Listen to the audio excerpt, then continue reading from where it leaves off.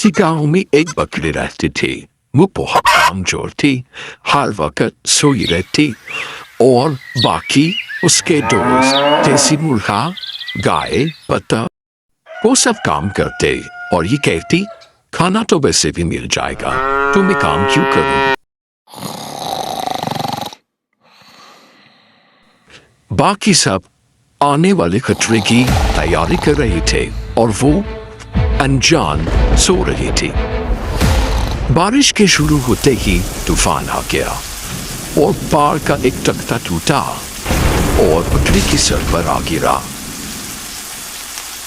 بنی فوراً پہنچا اس کی مدد کے لیے اور اسے سمجھایا کہ سب کے ساتھ مل کر کام کرنے میں ہی عقل مندی ہے.